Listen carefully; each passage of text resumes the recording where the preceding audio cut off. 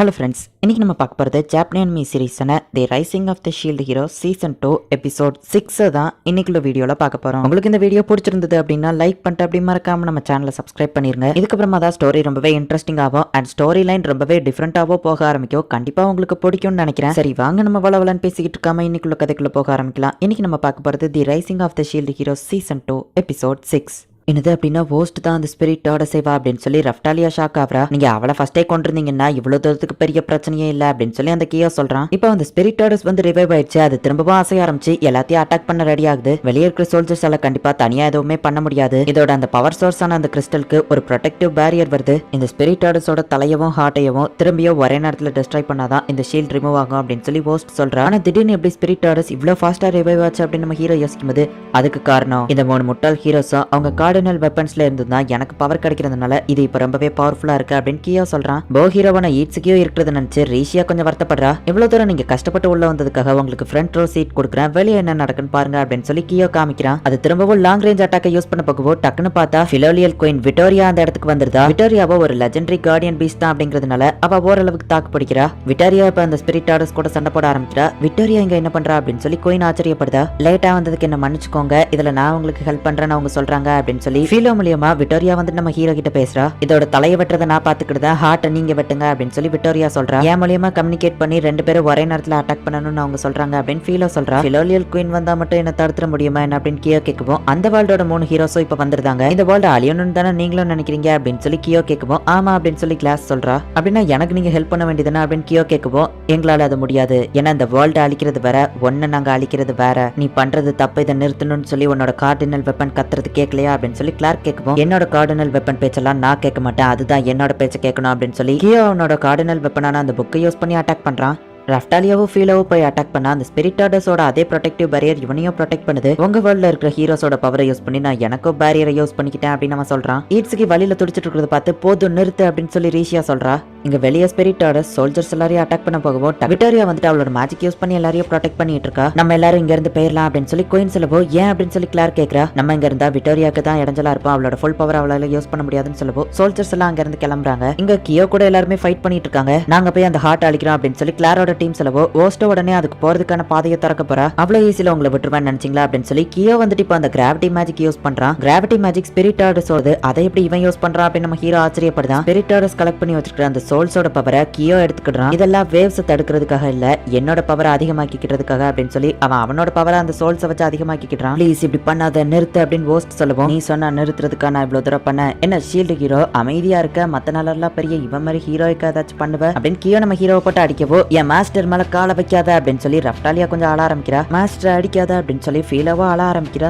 ஓ அடிக்க கூடாதா, நான் அப்படித்தான் அடிப்பேன், என்ன பண்ணுவேன் அப்படின்னு கியோ கேட்கவோ போதும் எல்லாத்தையும் நிறுத்து அப்படின்னு அந்த கிராவிடேஷனல் ஃபோர்ஸ் மீறியுமே வந்துட்டு ரீஷியா எந்திக்கிறா. ஹே இவ்வளவு நேரம் மூடிக்கிட்டு அமைதியா தானே இருந்த, நீ எல்லாம் ஒரு சைடு கேரக்டர் தானே, ஆமா எப்படி இவ்வளவு கிராவிட்டியும் மீறி நீ எந்திரிச்சு நடந்து வர அப்படின்னு சொல்லி கியோ கேட்கறான். எனக்கு தெரியும் நீ ஒரு கோலை மத்தவங்கள பார்த்து பயப்படுறவன் அப்படின்னு ரீஷியா சொல்லவா அவன் டென்ஷன் ஆயிட்டு வாய மூடு அப்படின்னு சொல்லி அவளை அட்டாக் பண்றான். நீ ரொம்பவே வீக்கானவன், ஒரு கோலை, அதனாலதான் எல்லார்கிட்டயும் ஒன்னு ஸ்ட்ராங்கா காமிச்சுக்கிடணும்னு நினைக்கிறேன், ஏன்னா நானும் ஒன்ன மாதிரி தான், நீ எப்படி ஃபீல் பண்றேன்னு எனக்கு தெரியும் அப்படின்னு ரீஷியா சொல்லவோ உடனே அவன் ரொம்பவோ டென்ஷன் ஆயிட்டு இப்ப ரீஷியாவை அட்டாக் பண்ண ஆரம்பிக்கிறான். அவ அப்படியே எரிஞ்சு போறா. பார்த்தா அவளோட காஸ்டியூம் மட்டும் தான் எரிஞ்சிருக்கு. ரீஷியா வந்துட்டு இவனை அட்டாக் பண்ண வரா. கியோ ஜஸ்ட் மிஸ்ல தப்பிக்கிறான். அந்த பாட்டி சொன்ன மாதிரியே இவ கிட்ட நேச்சுரலாவே ஏதோ ஸ்ட்ரென்த் இருக்குன்னு நினைக்கிறேன், அதனாலதான் இவளால மட்டும்தான் இந்த கிராவிட்டி ஃபோர்ஸ்லயும் மீறி நடக்க முடிஞ்சிருக்கு அப்படின்னு சொல்லி நம்ம ஹீரோ சொல்றான். கியோ வந்துட்டு உங்களை கவனிக்கலங்கிறதுனால இந்த சான்ஸை பயன்படுத்தி ஓஸ்ட் வந்துட்டு அவளோட பவரை ஹீரோவோட ஷீல்டுக்கு கொடுக்குறா. நம்ம ஹீரோவா அந்த ஸ்பிரிட்டாடஸோட பவரை அக்செப்ட் பண்ணிக்கிட்டான் அப்படின்னு சொல்லவும் அவனோட ஷீல்டு வந்துட்டு ஒரு மாதிரி புதுசா மாறுது. ரீஷியா வந்துட்டு அந்த ஸ்மோக்ல ஒளிஞ்சுக்கிட்டு கியோ கூட சண்டை போட்டுட்டு இருக்கா. நம்ம ஹீரோக்கு பவர் அதிகமானதுனால ஃபீலோக்கும் ரஃப்டாலியாவுக்கும் பவர் அதிகமாகுது. அவங்க எந்திரிச்சு வந்து கியோவை அட்டாக் பண்றாங்க. ஹோஸ்ட் வந்துட்டு கிளார்க்கோட டீமுக்கு ஹார்ட்டுக்கு போற வழியை ஓபன் பண்ணி கொடுக்குறா. ஃபீலோ நீ அவங்க கூட போ அப்படின்னு நம்ம ஹீரோ சொல்றான். அவங்கள தடுக்கலாம் கியோ போகவும் உன்னோட எதிரி இங்க இருக்கேன் அப்படின்னு சொல்லி ரீஷியா வந்துட்டு கியோவை அட்டாக் பண்றா. ஹே பொண்ணு நீ எங்க கூட வர அப்படின்னு சொல்லி கிளார்க் கேட்கவும் வெளியே பிலோலியல் குயின் சண்டை போட்டுட்டு இருக்காங்க. அவங்க சொல்ற அதே டைமிங்ல தான் இங்க நம்ம ஹார்ட்டை வெட்டணும் அப்படின்னு சொல்லி ஃபீலோ சொல்றா. ரீஷியா வந்துட்டு ஓரளவு கியோவை மேனேஜ் பண்ணிட்டு இருக்கா. சோ இந்த சான்ஸ் சான்ஸை பயன்படுத்தி நம்ம ஹீரோ வந்துட்டு அந்த கிறிஸ்டலை டெஸ்ட்ராய் பண்ணிட்டா எல்லாமே முடிஞ்சது அப்படின்னு நினைக்கிறான். பயந்தாங்குழியா இருந்த அந்த ரீஷியா இப்போ டோட்டலி டிஃப்ரெண்டான ஒரு பர்சனா மாறிட்டா. உன்ன மாதிரி ஒரு சைடு கேரக்டர் கிட்ட எல்லாம் கண்டிப்பா நான் தோத்து போக மாட்டேன் அப்படின்னு சொல்லி ஹீரோ ரொம்பவே பவர்ஃபுல்லான அட்டாக்கை யூஸ் பண்ணாலுமே கூட ரீஷியா அசால்ட்டா அது எல்லாத்தையும் தோக்கடிக்கிறா. கதை முடிஞ்சது அப்படின்னு ரீஷியா சொல்லவோ அந்த ஹீரோஸை நான் என்ன பண்றேன்னு பாரு அப்படின்னு சொல்லி அவங்கள டெஸ்ட்ராய் பண்ணலான்னு போகவும் நீ ரொம்ப லேட் பண்ணிட்டு இதை ஃபர்ஸ்டே பண்ணிருக்கணும் அப்படின்னு சொல்லி ரீஷியா அவங்க எல்லாரையுமே காப்பாத்திருக்கா.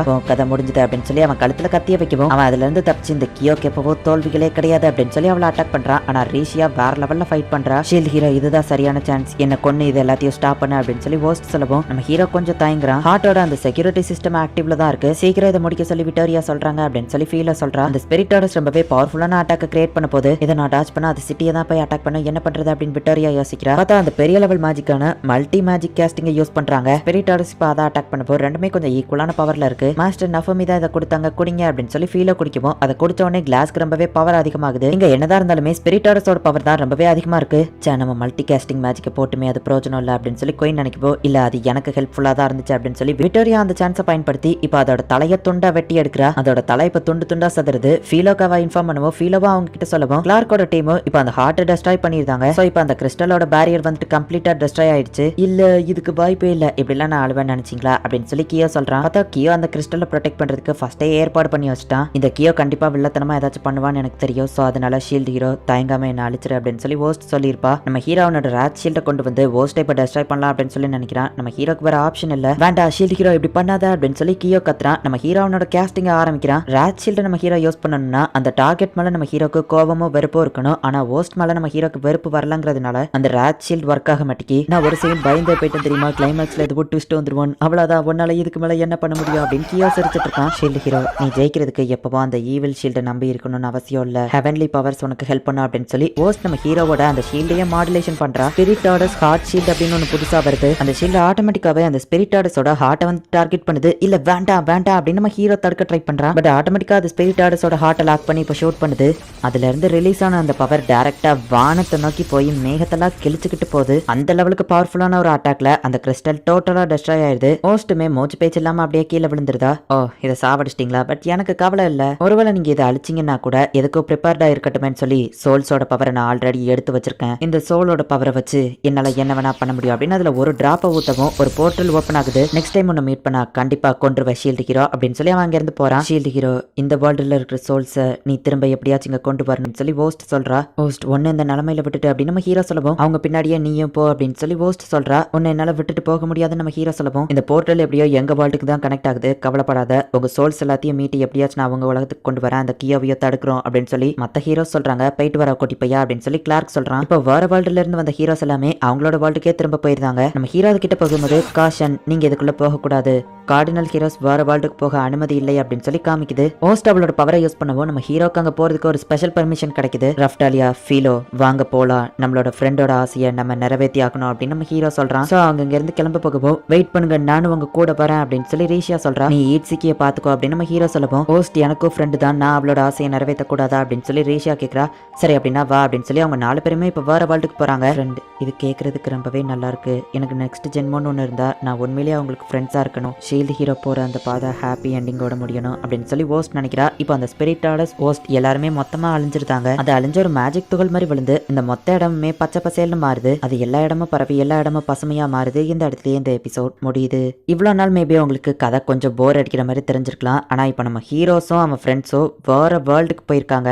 இதுக்கப்புறம் தான் கதையை ரொம்பவோ இன்ட்ரெஸ்டிங்காகவும் சூப்பராகவும் போக ஆரம்பிக்கும். ஸோ மிஸ் பண்ணாமல் பார்த்து என்ஜாய் பண்ணுங்கள். அண்ட் உங்களுக்கு இந்த வீடியோ பிடிச்சிருந்தது அப்படின்னா லைக் பண்ணிட்டு அப்படி மறக்காமல் நம்ம சேனலை சப்ஸ்கிரைப் பண்ணிடுங்க. தேங்க்யூ ஃபார் வாட்சிங். Bye guys. நெக்ஸ்ட் எபிசோடில் மீட் பண்ணலாம்.